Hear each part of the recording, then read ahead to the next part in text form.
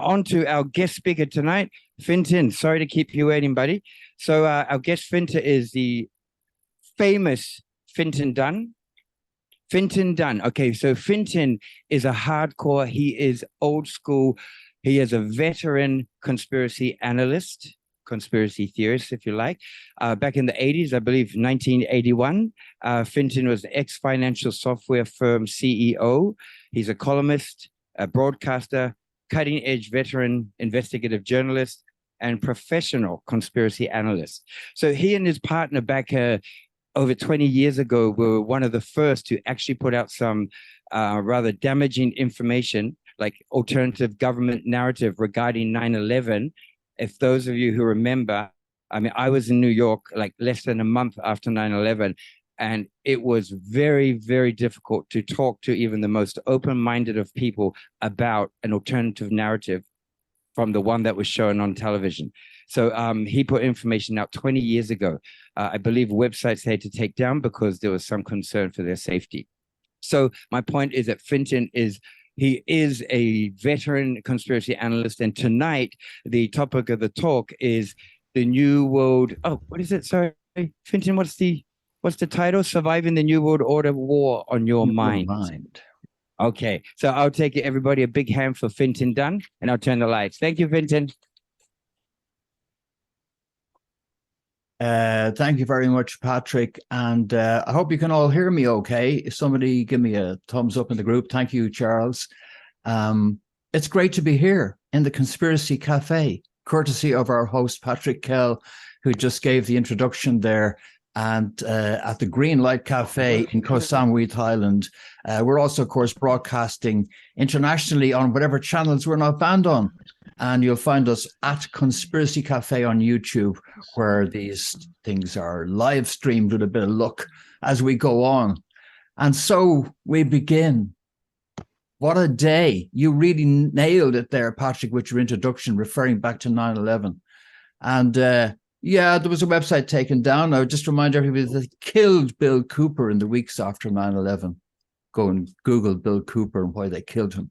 So that might have had something to do with the fact that websites, which myself and my partner, Kathy McMahon, had put up about 9/11, were taken down. But we warned people in advance they were going to be taken down. And of course, they were copied all over the internet and went on to be actually more famous as a result of being taken down than had we left them up.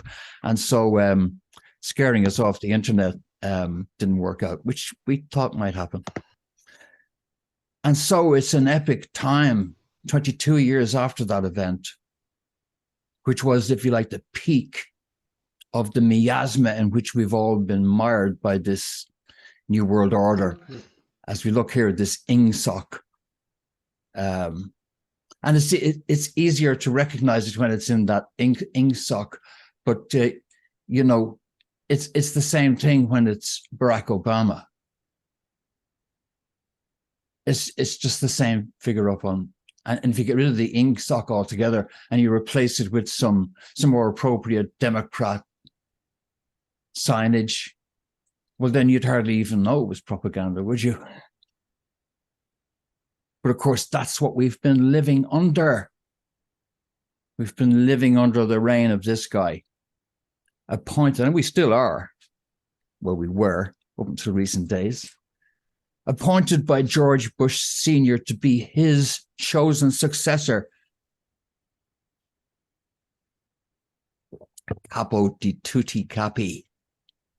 Barack Obama, appointed by the man himself, the last great dictator of the United States, who reigned supreme from the moment that he and others took down John F. Kennedy in 1963 and led up to that fateful day on 9/11.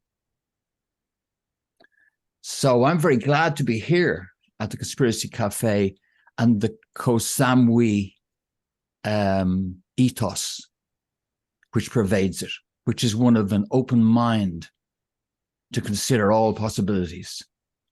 Because those who have an open mind are the strongest right now, and you folks are the strongest right now, because we are now freeing ourselves of this miasma of ideology into which we've been marred by all of this propaganda. And I just say to anyone who's online on Zoom, just mute your mic to make sure that you don't come in on the broadcast. So that open mind means that you're open to considering matters. I spoke to members of the Foo Fighters in 2003 or something like that. They were playing a gig in Dublin. I was out front handing out leaflets and posters about how HIV/AIDS was a complete pharmaceutical scam. There were tiny numbers of us making that complaint. We were brushed aside by the mainstream media at the time. Nobody got brushed aside this time, you'll notice. Yeah, we got censored. Yeah, we got squashed. Yeah, we got banned. We didn't get brushed aside. But the 9/11 issue was still hot, of course. And Christine Maggiore had been upstage with the Foo Fighters in California at gigs, actually speaking to the crowds, telling them not to buy into this pharmaceutical con. And fair play to the Foo Fighters who put her up there and gave her a platform to speak.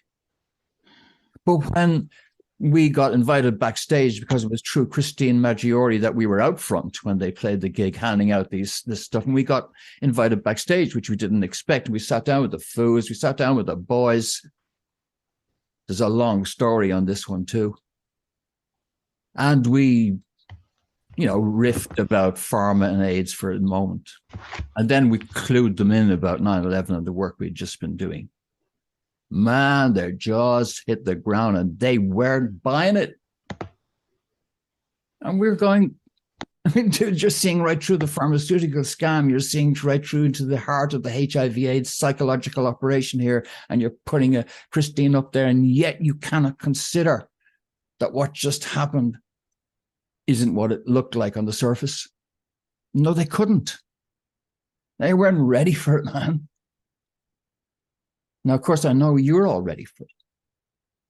I know you folks have been ready for it for years. You folks are so free in that sense to consider all possibilities. Now, in time, a lot of people did clue in. And in time, that attitude of buying what the mainstream says came back to haunt the Foo Fighters. And there's a grave now for one of them. And there's a certain leading individual in that band who's responsible for that other individual being in that grave because of insistence on certain injectables. So to the Foos, folks, we warned you back then, don't buy the bullshit. Because this stuff can kill you. But you're free. So let's get stuck in to some analysis of what's going on across a number of topics. And I'm going to go deep as well, too. It's not just going to be surface stuff. I'm going to look into the who are we, the why are we, the what are we, the when are we, and the where are we. Because this miasma of misinformation that's around us isn't just at that surface level of political manipulation for the purposes of war. And that new world order that is controlling us isn't just a new world order as a political entity, as an Anglo-American cabal, which it is. But they sit atop a scientific, rational structure which has been developed since Copernicus. And that is the structure which they are now using to oppress. It's a structure which they have built. It's a structure with flaws all over the place. It's completely flawed structure which they have built. But that encompasses us at all levels. It is what Donald Rumsfeld and others refer to as total information awareness and full spectrum dominance. Full spectrum dominance, which means it's coming at you everywhere. It's coming at you every direction. That's the whole idea. Full spectrum dominance. And that's what I mean by the subtitle, the medium is the message, which is that to be alive today, to be participating in either occasionally looking at mainstream media, critiquing it, or social media, or being engaged in what's actually happening, like we're doing here right now, is to be right in the battle for reality. And therefore, we have to break down this entire structure. It's like a pyramid. And, the tip of an iceberg sticks out here and there. And I'm going to hopefully look at the whole iceberg here and not just the tip. Like, for example, the tip of an iceberg came out and we called that COVID. The whole rest of that iceberg is the true nature of modern medicine. Is a much bigger issue than just COVID. So we have to move away from just reductionist, focusing on small issues, individual bits of the iceberg sticking out, and get an idea what the whole structure is here. So I'm going to quickly then go through the ways we need to decode that propaganda structure that's all around us, the way we need to throw it aside, and why. It's a great time to be alive, because also in recent days, we saw, besides the questioning of 9/11 by some very serious and respectable people, but we also saw the final nail in the coffin of the Anglo-American order, which has dominated the planet and which is the tip of an iceberg that is far deeper, we know, but which has now reached its nadir. As the rest of the world contemptuously throws them aside, so that now the majority of the planet and the majority of the population are against them and free of them.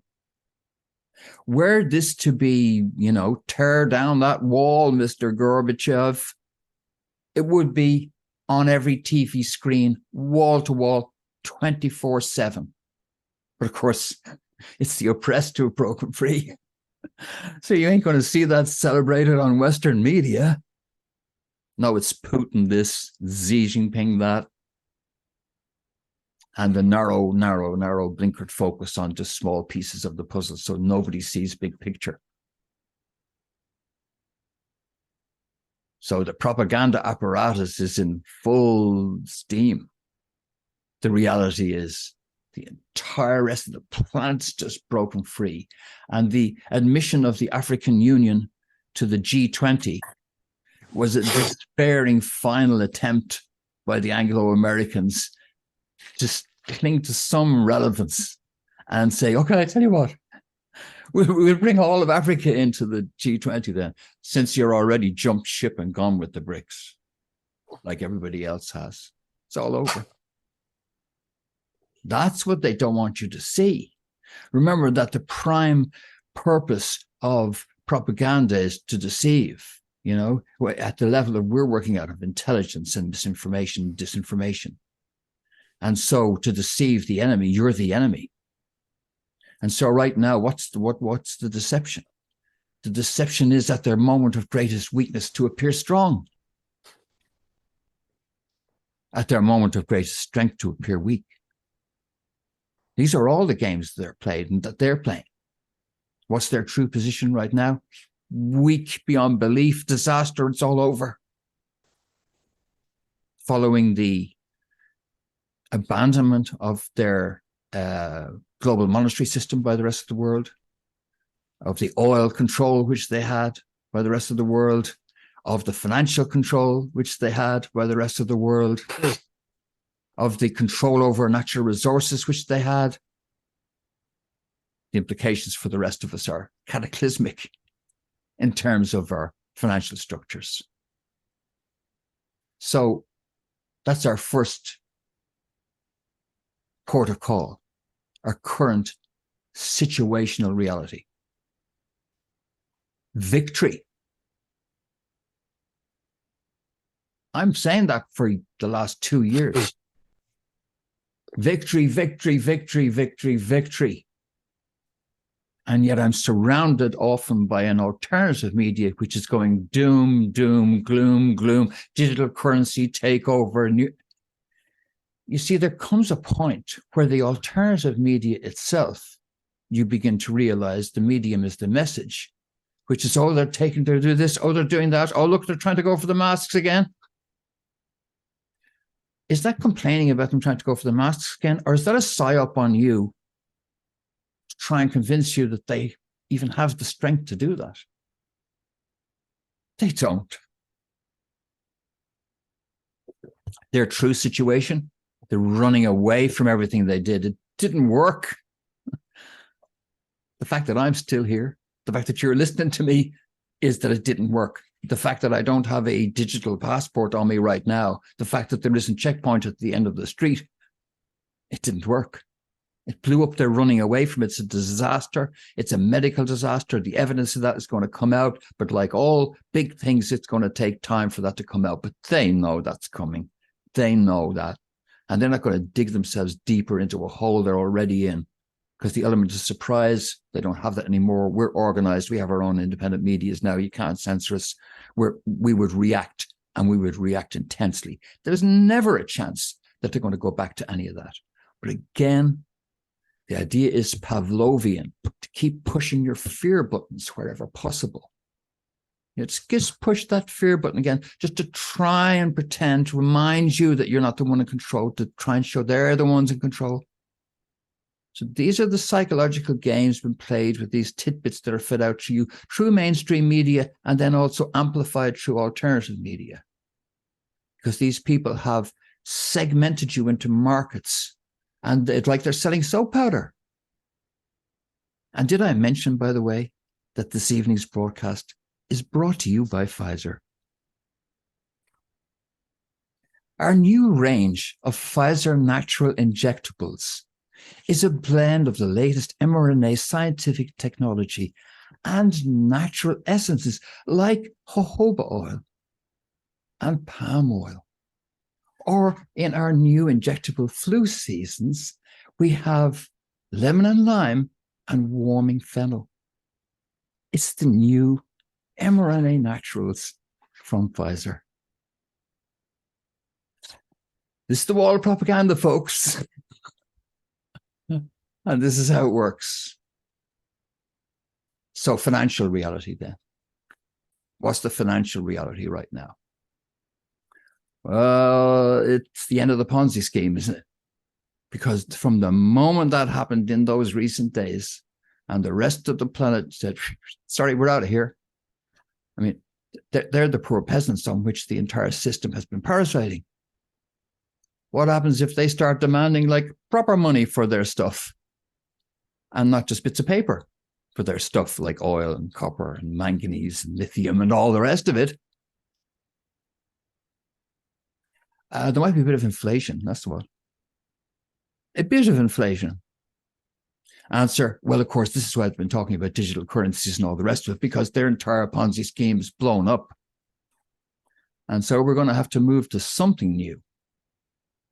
But again, to break through this control structure they've attempted to weave around you, yes, they would love to bring in digital currencies. Yes, we know that, yeah. And yes, they would love for the digital currencies to be the only currency so they can absolutely control everything. Can that possibly happen? No. Already look at the political resistance in the United Kingdom as an example. No, that can't happen. Everybody woke up when they pulled that stunt with the truckers in Canada, seeded a resistance to that whole idea. And the moment they even attempt something like that, people would just jump to silver, gold, and actual cash, which they would start withdrawing out of bank machines at a rat's pace until they bled the system of all of the actual paper currency. And then they start using that for their transactions as a black economy. No, so that can never happen. But nevertheless, again, be aware that you're in the middle of this propaganda, which is attempting to portray weakness as strength. So they continue to moan on, and they continue to push on with digital currency, and the alarmists who are deliberately inserted into your alternative media to make sure that you don't wake up really, and that you stay fearful and don't realize that your victories are here and that you've won, will continue to say, oh, look, they're going to take over. Oh, we're doomed. Doomed, I tell you.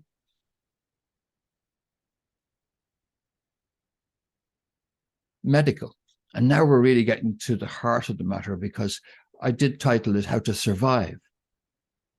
So my last one about the financial system and how that and where that's headed is a timely warning that, hey, I would have cash. That's what I do. I'd make sure that I had some cash outside of the banking system at the moment, for trading with, for legal tender, for what happens if we get a lightning storm, or somebody hacks somebody else's computer, or somebody puts an EMF up into the air over somebody's financial center, and suddenly there's no more bank accounts, which is an obvious military vulnerability of any financial system based on a digital system. You could just take an entire nation out like that. No, you have to have paper currency. Don't be scared, but that's never going to happen. Either paper, gold, or a substitute will always jump in. But medical. Wow, that COVID thing, tip of the iceberg. Should have woken a lot of people up. And we are seeing a revolution which is going to change medicine as we know it. It's going to totally transform medicine as we know it. It's over. This is the scandal that's the same as the pedophile priest scandal that hit the Catholic Church and took it down, except this is that on steroids. This will make the overall clerical members of the Roman Catholic Church look like a fine, upstanding body of men, which they are in the main, despite all the smearing, which they are in the main. Burying Mrs. Murphy on a Tuesday afternoon. Where the hell are you on a Tuesday afternoon? Are you down helping Mrs. Murphy? No, some dude who believes in, a guy up on a cross is doing that. But these people who have been practicing in the modern religion, which has displaced them as part of the entire propaganda effort of displacing existing culture, which they've been engaged in, these church doctors, it's not just the odd rotten apple here or there. The entire barrel's rotten. So the third leading cause of death at the moment, officially in the stats, is death by doctor. And then the first 1 and 2 leading causes of death in our current medical system is heart disease and cancer. Heart disease and cancer are caused by doctors and the food companies associated with the same underlying people who control all of that. And so that's that's the top 3 things are iatrogenic, or as in death by doctor. Medicine is primarily iatrogenic now. In other words, it's primarily killing people, not saving them. Acute care medicine in emergency, stellar. Any part of medicine that you can make money out of people on a long-term basis out of, so corrupted beyond belief. So you need to know about things like what's in the food. You need to know about things like using glucose and glutamine suppression to resolve cancer, for example. You need to know about the effect of various dietary approaches on lifespan. None of this has been properly looked into. Nobody cares. It's just a system now designed to slide you quickly into the hands of the geriatric profession. The geriatrics are taking 85% of all medical spend is going into geriatric care. Did you know that? Imagine if we were able to turn that around so that that wasn't happening anymore. And instead of people arriving into their 70s and 80s screwed and requiring expensive and continuing late life care and no late life quality, we could flip that entirely. None of that needs to happen. Natural lifespan is about 120. With the nutritional availability we have, 120 is a natural, healthy lifespan. Functional up to 100 is easily achievable right now. It's just a question of having access to the information. That's it. But the wall of propaganda around it means that you need to avoid the medical profession. Like the plague it is, it's going down. Let's take a look at the next reality check. Political. Well, the political realities. Where is it here? I had it up here. There's the boy. That's the Trumpanaut. The Trumpanaut himself. The most important man to conquer outer space, or in fact, outer time, in this case, in Trump's case, since Neil Armstrong put a foot on the moon. And that was very much associated with the Kennedy era, and the space mission, etc. And that developmental phase of who we are, what we are, whoever we are, as we set foot, as we conquered space. Well, we're about to conquer time. So it's been quite a leap from Neil Armstrong to Donald Trump, who at the political level is now the instrument of doom for everything that we hate. And he doesn't even have to say a word, because now it's not, and I've always had a problem with Alex Jones and his ranting and wake up everybody, and they're, the medium is the message. That's fear porn that he's selling. That's all hype designed to, this is what you do with your enemy. You make it emotional because you want people reacting emotionally. That's his job. Get you to react emotionally, not strategically, logically, reasonably. So this isn't about what it seems to be about. This is about something quite deep. That thing that just played out between Hillary Clinton and Donald Trump is mythic. It's got to do with the fight of the son to break free of the father and to be his own man, to break free of the mother and to be his own man and find his own woman. All sorts of twisted pathologies were represented in Hillary Clinton, which Donald Trump pushed right through. And that isn't, that was partly political, but you can see here that it's also mythic because of this, as I have portrayed it here, similarity between Donald Trump and Neil Armstrong in terms of an ability, in this case, to push right through all of that propaganda. And so they are doomed politically. It's all over, and everything that they do intensifies the support, and they've lost it. At this stage, there's nothing to retrieve because no amount of question marks about voting issues, shall we say, can possibly save you when the tide is this strong. And it's running so strongly against them now that it is all over.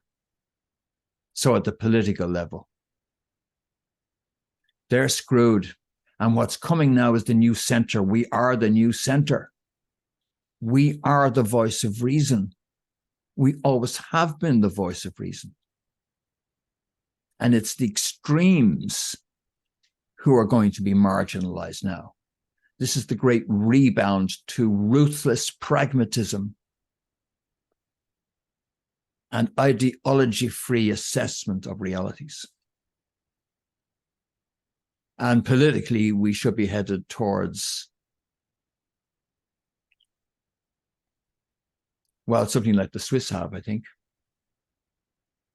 So let's turn to historical. I've got social as well here. Should I deal with that first? Yeah, let me just deal with the social before the historical. Because that's where we're headed, is the Swiss. That's where your government has a law that it's illegal for you not to participate in the appropriate training and also in the maintenance of a firearm in your place of residence, in order that if it ever came down to it, you might go out there and defend democracy against some bunch of ruthless efforts who had just stolen your democracy from you, and you could go out there and actually take it back by force if it comes down to that. Now, fortunately, it don't come down to that, because anybody who has those kinds of ideas realizes that the Swiss people are well onto that, so there's no point in trying that on. And they have direct democracy, and they have many other laudable attributes of their structures. And we're headed towards something like that. The idea of structures is diversification of the existing centralized power systems. And the fall of the Soviet Union and the fall of this structure right now is the same thing. This has been a huge attempt at centralization. And centralization is a complete disaster. So Yeah, let's have a free market and let's have a society that then supports a free market of open competition, which we don't. We have crony capitalism. We have huge misallocation of resources. Very few of our problems are really problems. We just have problems of what we do from 9 to 5 every day. And we have to completely rethink that at the social, political, and cultural level. And I don't mean just at the surface level. I'm driving a car. I'm paying tax on the fuel I put in that car. Every time I go into a gas station, every time I go into a fuel station, I pay tax when I buy it. And most of the cost of that is government tax, right? And I also have a sticker on the window which says that I have paid another tax, which is a registration road tax, which means that I am entitled to drive this vehicle around. And I have to go and get that and do that. And there are people who work, supply me with those stickers. And then I have another sticker, which is a sticker from an insurance company that says that I... You're saying this doesn't sound like an efficient system? I said, yeah, no, it doesn't. No, it doesn't at all. It's make work. I have another sticker from the insurance company that says I have a valid insurance.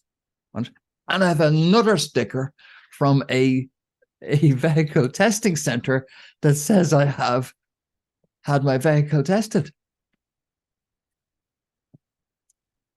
Now, the thing is, you could get rid of virtually all of that by just sticking another couple of cents onto the price of the gas. In the gas station, when I go in, I mean, it's already costing me the guts of, €2, $2, whatever. I don't know what you're paying, $2.10, $2.5, who cares?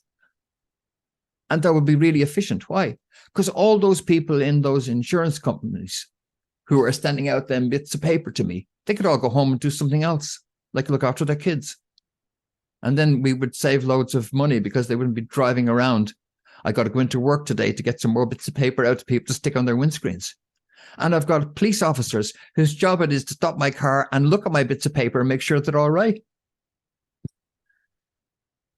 I could get rid of that too. And I've also got loads and loads of people dying on the roads all the time. They're dying all the time. They're running into each other. It's terrible. Nobody's doing much about that. There's lots of laws. Yeah. But all the resources which currently go into insuring everybody, I could just divert those resources into preventing accidents instead. All the money that the insurance companies are sucking out of the system to deal with the consequences of all the horrible road accidents, I need to get rid of all that. I need to get rid of all these systems. I need to get all these middlemen out of the way, and I need to try and get down to where it's just like me and the real cost of the gas and actual road safety on the road. So you see, these are the kind of reforms which require, okay, there's no more third-party insurance is built in. And if you want to go and buy private comprehensive insurance so you drive into a wall yourself in the privacy of your own grounds, that's your problem. But all those resources that we were putting into all of this, we're now just going to put them into better enforcement. We're going to technologically solve these issues. So that requires everybody to be on board. So some kind of a better redistribution of the existing resources is required. Some kind of a basic income is required, but it's not required as a gift. It's required as a right. And I don't mean a sort of a right, just like a bank account. It's required like access to a bank account, access to banking, and all of this is required as a right. And it's not just a right that can be waived. It's built in, can't be taken from you. It doesn't matter what you do, cannot be taken from you. And it also needs to be the central bank of you. Because you have a right to the capital which is in the system when you come in, when you're in nappies. You've goddamn rights right there, right then. You're going to generate about 2 million or whatever in tax revenue to the state. So you can draw some of that down right now as your right. This is your capital, your money, your inheritance, your piece of the planet, And if everything's going really well and everybody's doing quite well, well, then you're entitled to a piece of the action, like you're entitled to have a road to drive around on. You're entitled to have access to decent resources. It's just another part of life. And so don't call it basic income. It's not. It's simply your right to structural support from the system, irrespective of what you do every day. And unless we move to that, we will not generate the fluidity we need to completely change what we're doing. And in many cases, what we say to people is, what will I do? Is to simply F off home and start playing with your kids. That's what you could do. Start teaching them stuff. Start spending more time doing that, because we're all running around like rats on a hamster wheel that we don't need to like this. We don't need to generate all this GDP. So we have our bits of paper on the window. So that kind of reform only comes when you reach this moment when all the people who are paying the price of this, who were in the third world, have now effed off and left it to us, and they won't be picking up the tab anymore for us. So all of that froth, that's all over. All of that climate investment in useless stuff that isn't actually efficient, that's all over. Because the free money, the 0% money, it's all over. The Ponzi's bust, and it's all over, and everything has to change. And the social is definitely part of that. Historical. Just watching the time here now. But I'm just going to start to move it out as we started letting go of these existing ways of organizing our societies and what we do all day long. And start breaking through more of because it is still about surviving this propaganda.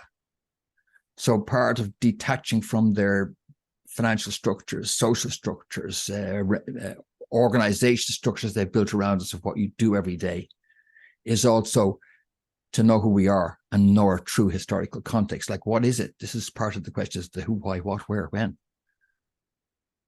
So what's the historical reality if we cut through all this scientific, rationalist, New World Order hijacked? Do you think you're smarter than all the scientists then? Because scientists are so clever. So what's the true historical structure? Because that's as lost in time as anything else. Okay, there was a big bang of some kind, blah. Planets explode, dinosaurs run around.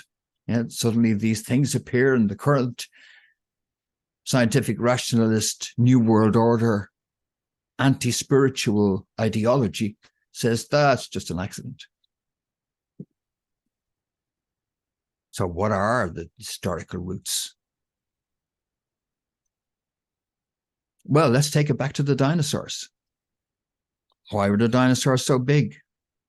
Because the planet was smaller. It's really hard to work that one out. Took me a long time to work that one out. And I found others had worked that one out too. These were really, really smart people who figured, gosh, if dinosaurs were so impossibly big and these other birds were just so impossibly big, maybe the Earth was smaller and therefore they didn't all weigh as much, and it didn't matter, you could grow that big.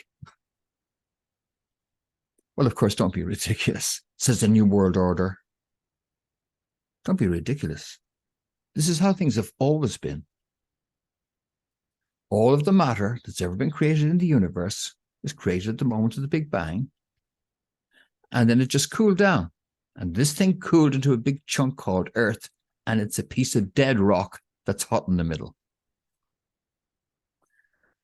Well, hold on. If it's a thing that was smaller and it's now bigger, and if I've evidence that the moon used to be smaller too, and it's bigger, and Mars used to be smaller and it's bigger, because we can see it from the geological features on all of these planets, then is it a long shot that Earth was smaller?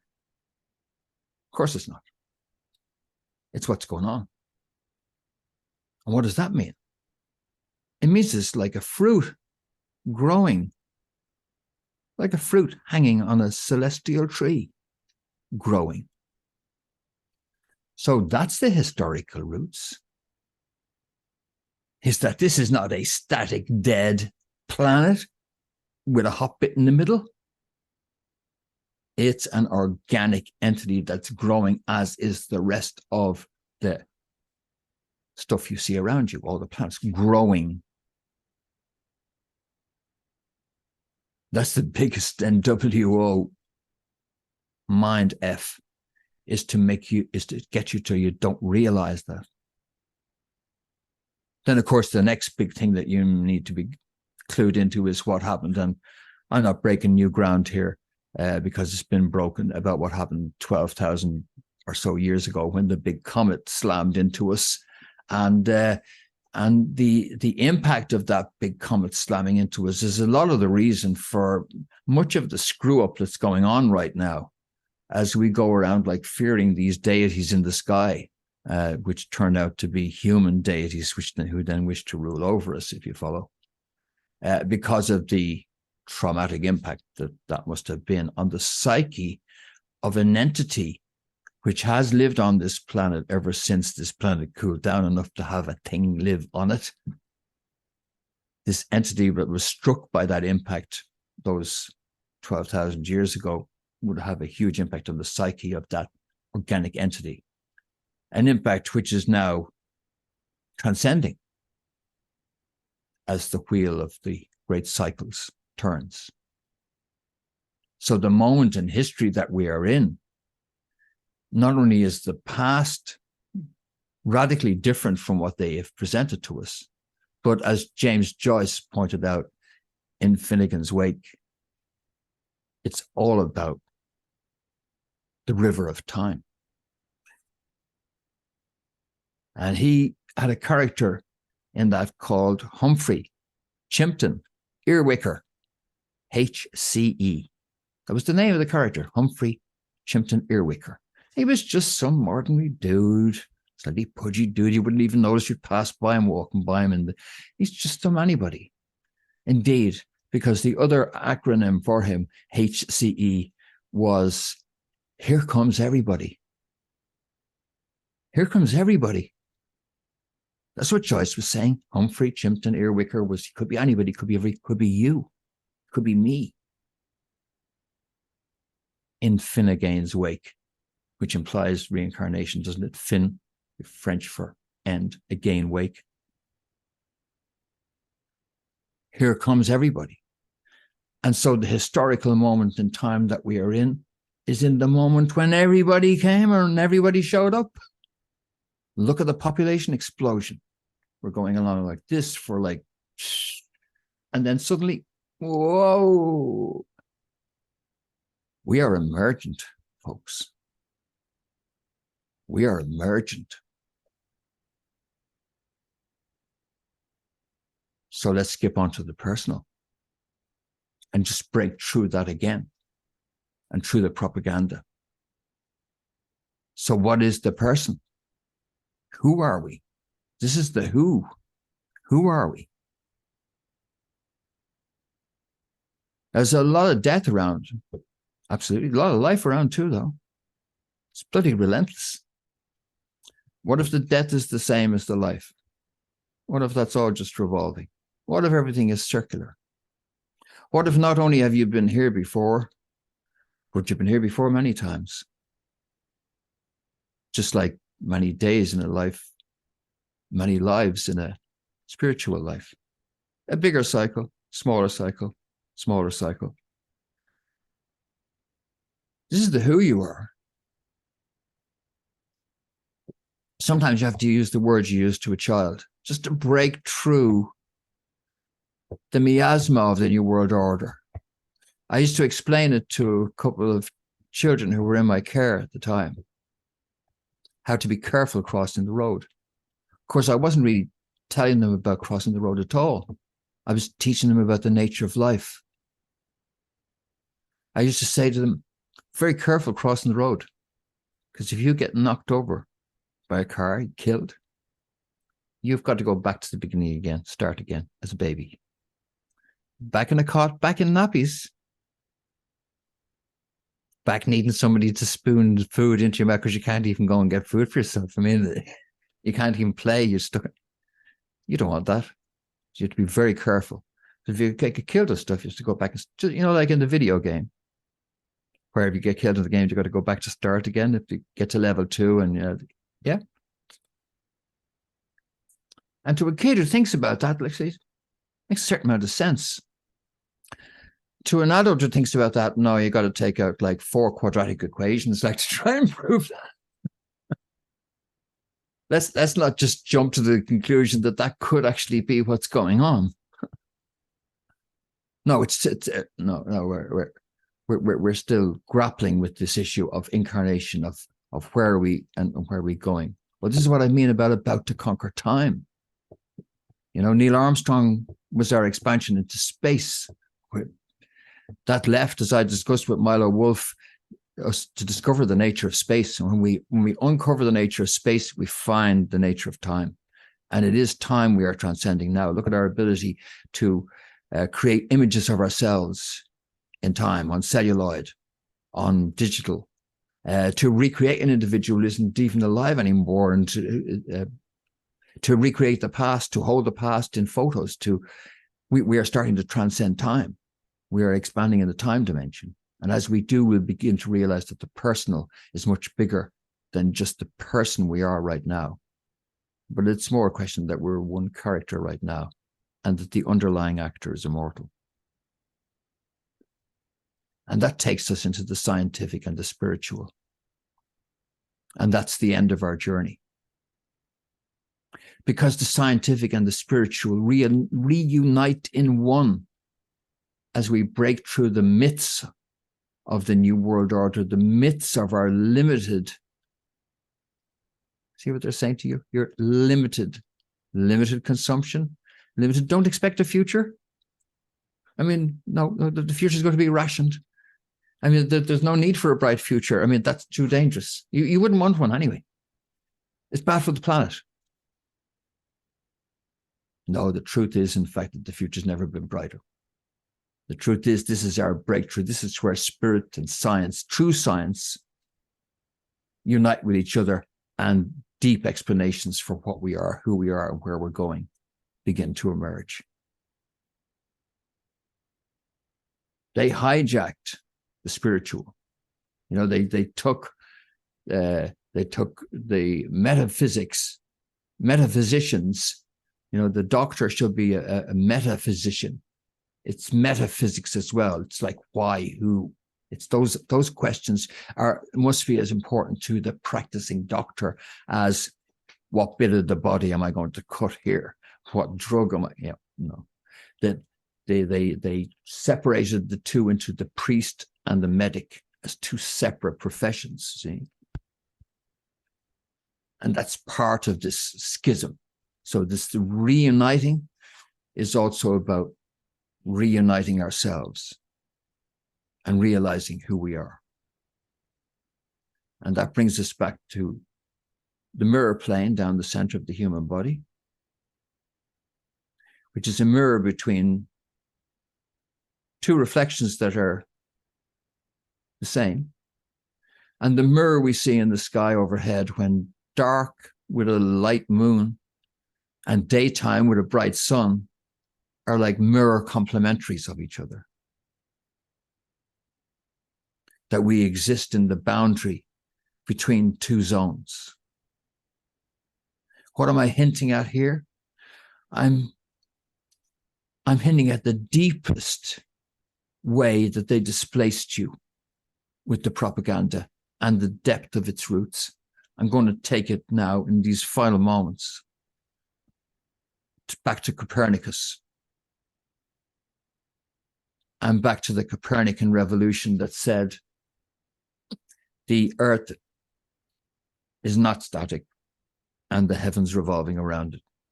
It is, in fact, the sun that's at the center with the earth revolving around it and the moon revolving around the earth.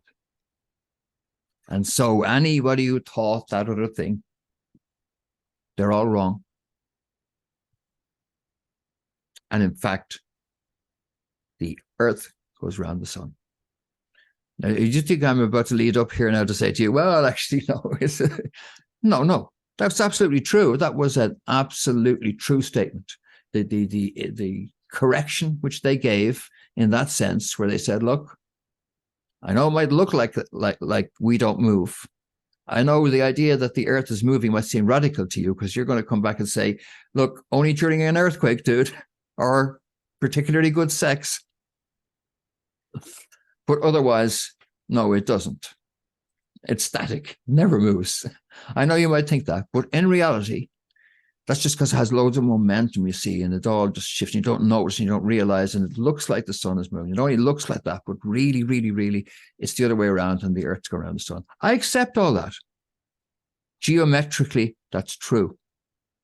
Geometrically. In 3D space, that's absolutely true.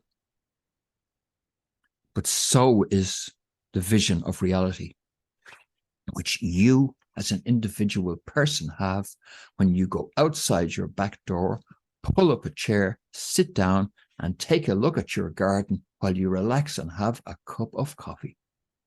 And as you sit there ain't no earth moving.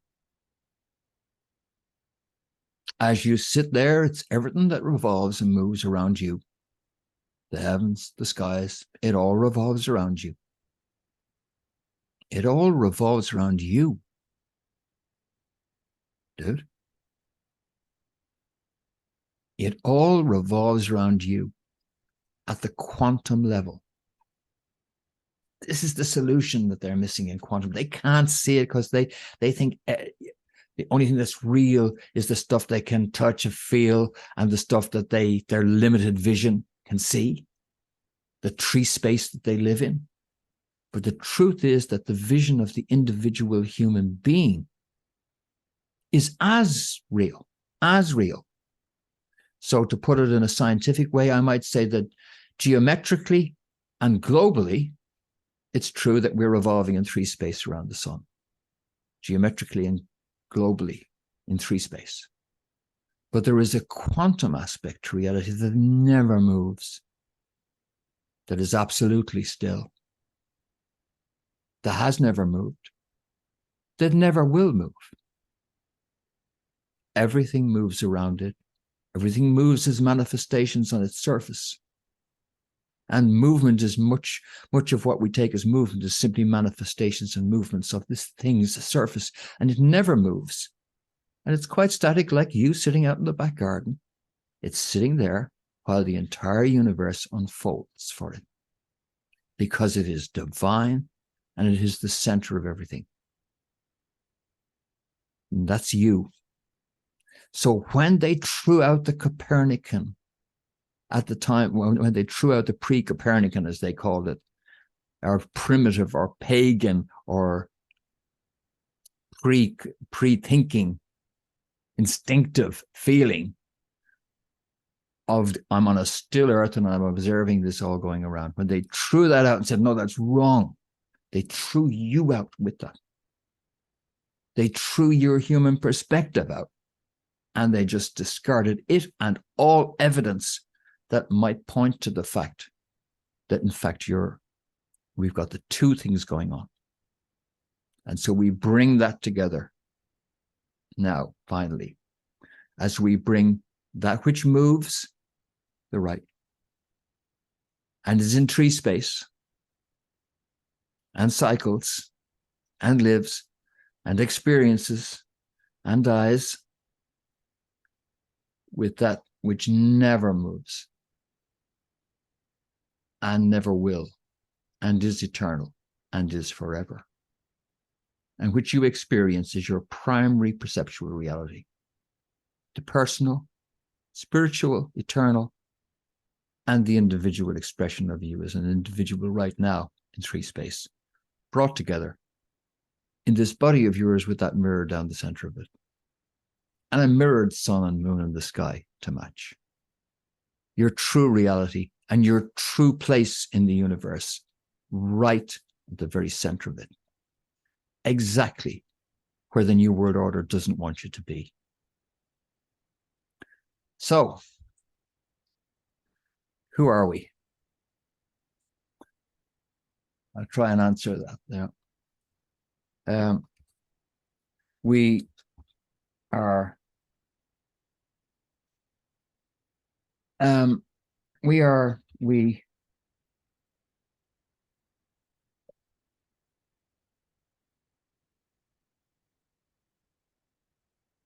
We are we who are.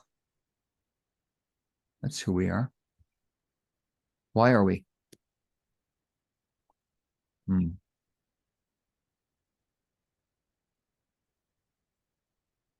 It happens. We're the shit. Can't help happening. What are we?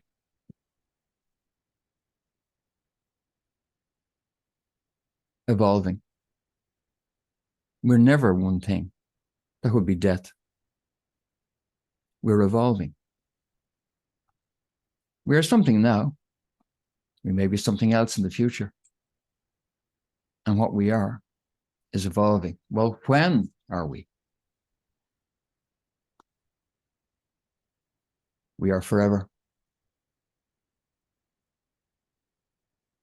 And where are we?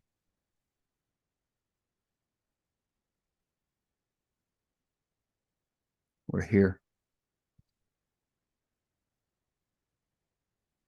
Now. Thank you very much, folks.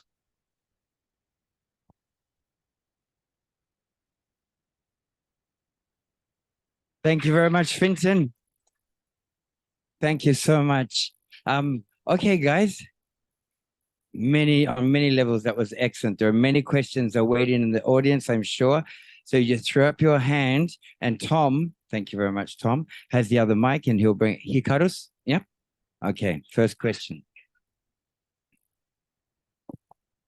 Hello, and thank you very much, as usual, for your wonderful presentation. Hikaru's, sorry, put closer. Yeah, thank you very much for your wonderful presentation. I fully agree with you on the spiritual side, you know, that this is doomed to dissolve, because in the upper levels, light is the only thing there is. I would like to ask a little bit of detail about, you said the American empire is coming down, but does that really mean that the New World Order is coming down? Because the political nature abhors vacuum, and if the current empire that we'd had after when we had the Soviet Union, we had a bipolar world with two empires. Now we've had just one for some time, but there are countries like Russia and China that are opposing this empire, and the moment this empire weakens, it's going to mean the political destabilization of the world, because there's going to be this power vacuum. So in your opinion, I don't think it's as simple as just to say, because the American empire falls, then the war is won, because what's going to happen, especially, for example, in the Pacific, after a power vacuum from the United States Army, lots of other countries or potential empires are going to try to fill this vacuum. It's not like at this moment, with a geopolitical configuration we have on the planet, there's any single country that can just be free. So what do you think, in your opinion, if the American empire should collapse, the petrodollar should collapse, then what are the next phases, in your opinion, and how is the New World Order going to try to keep working against us through other powers? Because I don't think countries like China or Russia are just completely opposite to the New World Order, and they are out of their control. I think we might be lucky enough to get another bipolar or tripolar world, which is better. But I don't think. Sorry, good question. I don't think it's going to fall. What was the question again, Hikaru? Sorry. So after the American empire falls, which is going to fall because all empires rise and fall, then how is that new power vacuum going to be filled? Perfect question. Thank you. Excellent. Well, it's been manipulated from the top down by them, the existing global structure. They are the preeminent source of all war, trouble, and strife on the planet. They've been at it forever. And although they are the New World Order and the Anglo-Americans at the moment, the architecture, the structure which they represent is as old as Babylon. This is that parasitic force which attempts to harness in the way it does for its own ends. And it's part of this hierarchical structure. And there is a need for hierarchical structure that sort of flows out of nature. But as we've seen in the internet area, there's also a flattening. There's a flattening in the internet where AI is another symbol of it in a curious way. AI is the death of authority. That's what it is. AI is a death of authority. You don't need a professor anymore, or you don't need to consult a top medical consultant. It's going to cost you $2,000, because you can go to AI and get all of that top quality information out of it. And then you can subject that to intense analysis. So, the entire nature of what we're dealing with is changing as we speak. And people's access to information and their ability to process information is forever altered. At the same time as that's happening, you're having in the psyche of the race, you're also having a shift. There's a phenomenon, a fourth turning phenomenon going on right now. So that what's going to play out now is less susceptible to narrow political dynamics of the moment as it is to the grand scope of history and the generation which is now coming in as this system collapses. So this is also about a generational turnover as much as a political one. You'll notice that the people who are exiting the scene here now are literally geriatric themselves.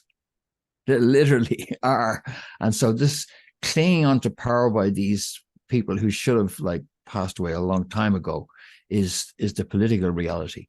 And so when that system fractures, it's going to fracture back into what it should be, which is the natural ability of people to mutually cooperate for each other's mutual benefit in open, free trade.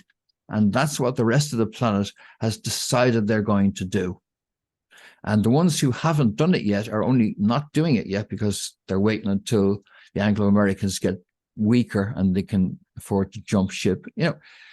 It's not been spoken about. Everyone's ready to jump ship. Everyone has. It's just, they're going to be left with the core G7. That's it. It's over. Everyone's jumped ship, dude. So the multilateral vision is the one that wins out. And that will be, I think that will naturally emerge and be the predominant mode of international exchange, will be peaceful and for mutual benefit. It's the new model, and everyone else has already bought into it. And these guys are going down. Thank you. Good question here, Carlos. Thank you for the detailed answer, Fintan. So I just forgot to say, guys, so when you ask your question, please try and get to your question as quickly as possible. If you need to precede it with a little bit of explanation, fine, but try and get to that question as quickly as possible, yeah? Okay, oh, did I see Pete in the back? Okay, Pete, a fellow Irishman here, Fintan. Good evening, Fintan. Peter here. Thank you very much indeed for your presentation, mate. Just to follow on from the last question and taking you back to what you were saying at the beginning in regard to the empire crumbling, and when it's at its weakest, it presents itself as being at its strongest. I'm of the belief that the beast is most dangerous when it's dying, and I think now that we may see, shall we say, even more irrational knee-jerk reactions from the powers that be. Now, I mention this especially in regard to the events that are currently taking place in the Republic of Ireland. With today's announcement in the vote of confidence in the Garda Commissioner, for anybody that doesn't know, the Garda are the Irish police. There was a 99% vote that went against them today. We also have a justice minister whose husband is involved in the sale of puberty blockers. This coming weekend and next Wednesday, there are protests, counter-protests, and rallies being organised in Dublin. I am of the belief that if the numbers appear and the weather is good enough over this weekend and next Wednesday, we could be walking into an awful lot of trouble. The blue berets or the blue helmets could be on the streets very, very quickly, in my opinion, in Ireland. Would you agree?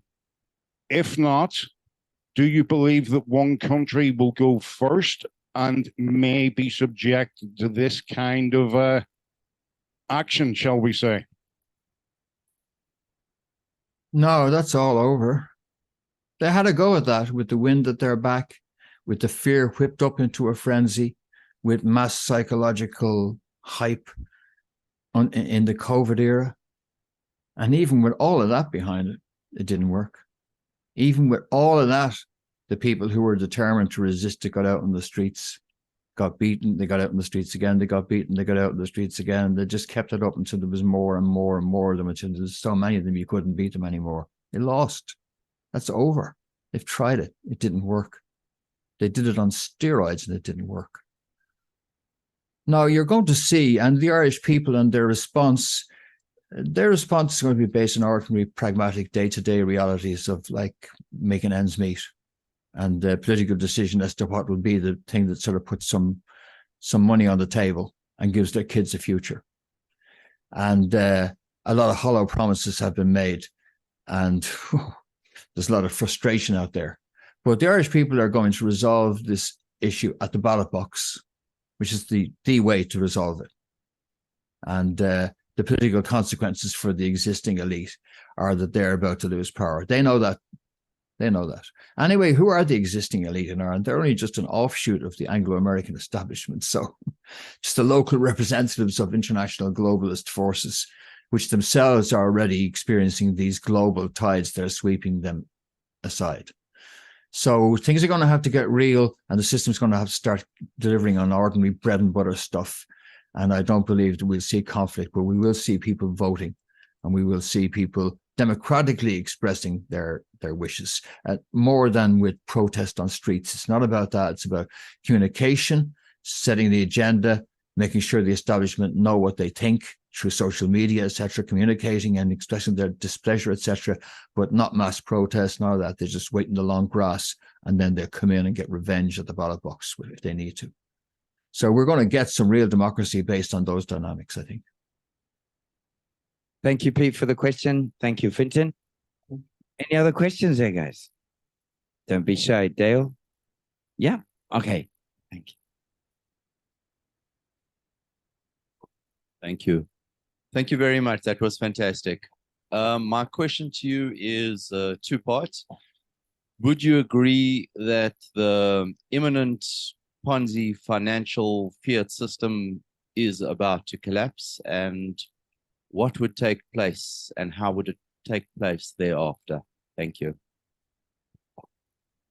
Okay, well, the collapse is the blowout in the debt markets, which where people are just no longer prepared to buy government debt because they can see what the inflation rate is, and they're looking at what these bonds might be worth down the while. And so this is just the structural nature of the entity that we've built. It has this vulnerabilities built into it. And so what they're going to do is they're going to start jumping ship. So people are going to jump ship, and the state is going to have to then finance. So you'll get modern monetary theory. And there's nothing wrong with modern monetary theory. People are saying that, modern monetary theory, right, is the idea that we just direct inject money straight into your bank account if things are tough, rather than injecting that money into the hands of a big industrialist and saying, here's a few squillion. Would you like to go out and set up a company and then go out and hire some people to come and work in your company? And then that way they would have wages, and then they get off our backs because they're complaining all the time about not having a decent standard of living. That's what we've been doing. And we've been handing that money to the big industrialists at 0% interest in effect. And they've been saying, thanks very much. I'll set up Tesla. I'll set up, you see? And so you have all these venture capital things. They're just funded on free money. And so the idea of the monetary theory approach is, well, look, if you can just do that and hand money to industrialists and do that to prime the economy, why can't you just directly inject cash straight to people in order that they actually have the funds to get through every day? Well, if you give everybody $1 million dollars, then the price of everything goes through the roof. But if you don't, and you're prudent in how much you give to people as compensation for the current cost of living, in inverted commas, then you can offset some of the financial effects by just cutting a lot of that middleman out of the picture. The only thing is, you need these cast iron guarantees about people's right to those funds, irrespective of the law or what crimes they may be charged with or convicted of. It's your money, your rights, your bank account, your right to participate. All of that has to be the edifice on which access to decent funds is built. But moving to a system where we use modern monetary theory to do that as part of a mix between that and a sort of overt capitalism is where we're headed for. And the efficiencies which are going to come about because of AI is stuff that we can then harness for our benefit to reduce the working week, improve quality of life, improve our own health, and improve the health of our kids too. So this does all tie into one, and that's why I've tried to draw such a broad picture, because no part of this can be isolated. This is that big moment in the game, you know, that thing, whether it's a casino movie or whether it's a gambling movie about this big poker game between these two dudes, etc. You know, it always comes down to this one big pot where it's eventually like everything's all in on this one, like nearly everyone's in and all the money's shoved to the center of the table and all now riding on how this plays out. This is that moment. The whole culture is in the pot. And any one part of this that I even attempt to talk about, I can't isolate because it's all up for grabs, folks. This is the moment of transition. You're seeing it politically, financially, geopolitically, and it's great. Thanks, Fintan. Thanks for the question, Dale. It's good. Yep. Okay. Any more questions before I go to the Zoomers? Oh, Justin. Hello, Fintan. How are you doing? I have a question for you that bites down right to the heart of Irish society. You're sporting a beautiful yellow mug during your talk there. Can I ask what's in that mug? Coffee.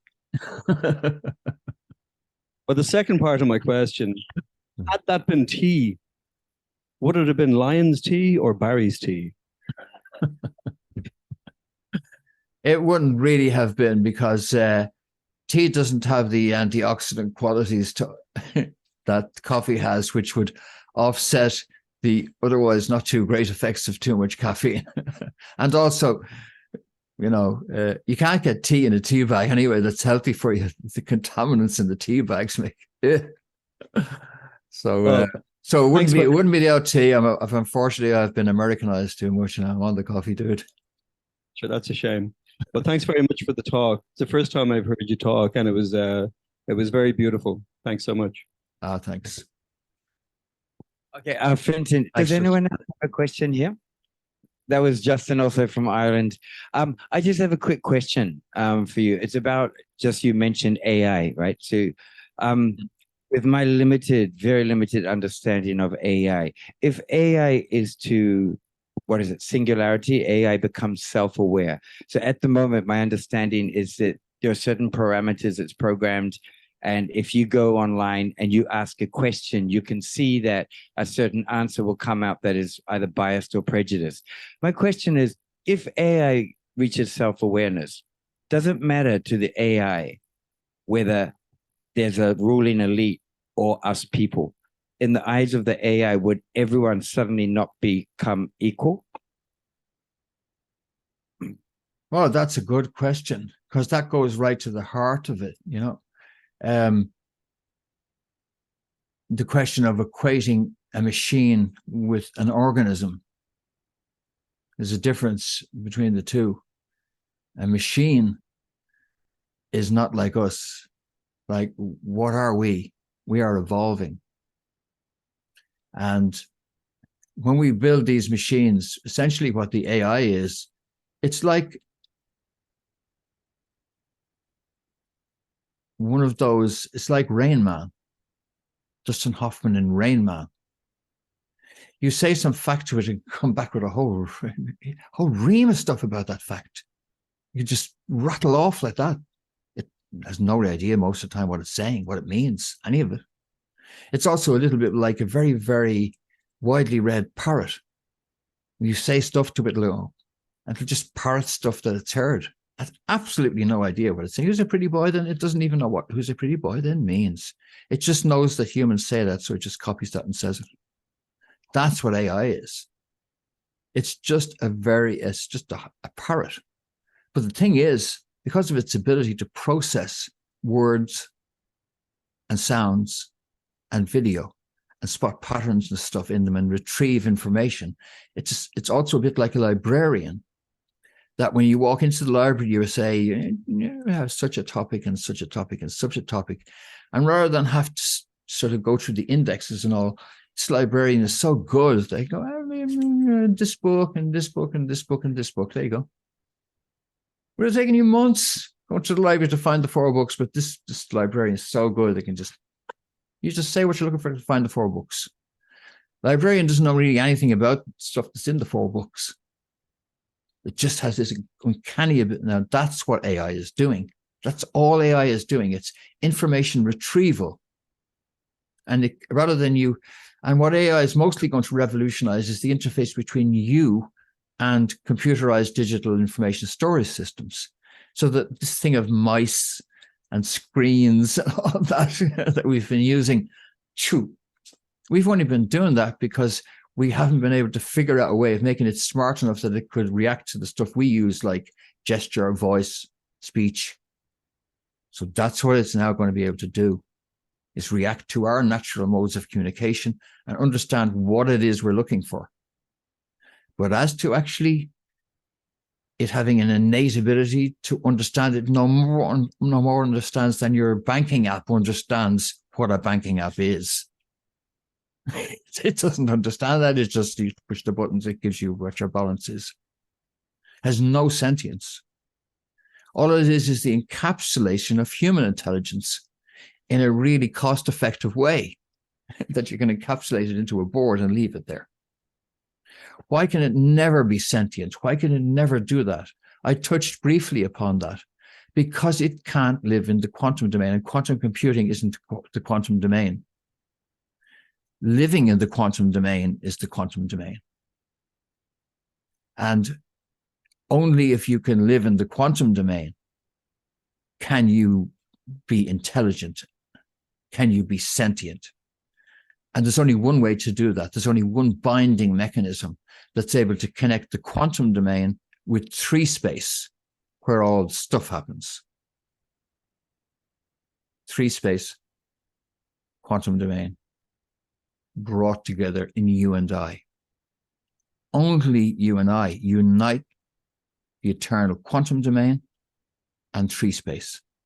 They think they can build a machine in 3 space that can somehow understand, with the sophistication that we can achieve, using expansion over great periods of time out of the quantum domain into 3 space.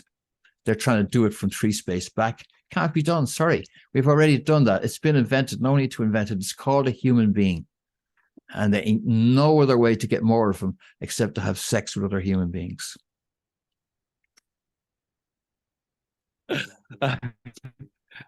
Thank you. Great answer. Thank you very much. Okay, I'm going to go to the Zoomers. I think there are no more questions from here. We just time for 1 or 2 more. So anyone online, Charles or Marian, Nadine, anyone online want to ask a question?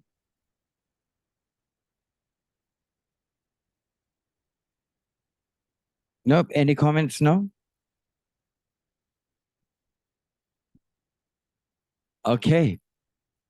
We are good, I think, Pat. We are good. Okay. And I know you're about to round up. I just want to say thanks to everybody for listening there to that. I hope I cast both a sort of a wide scope and also a narrow scope, but I didn't want to just get lost in the day-to-day narrow of the individual daily battles against the propaganda structure, but to try and free ourselves in a much deeper and broader way from all of its precepts, which are built in to the structures around us, and which means that we need to be aware that the medium is the message. And to get clarity, we need to disconnect from that medium. Thank you. Thank you so much, Fintan. I mean, you gave us so much food for thought tonight, that's for sure. Many levels. Thank you very much.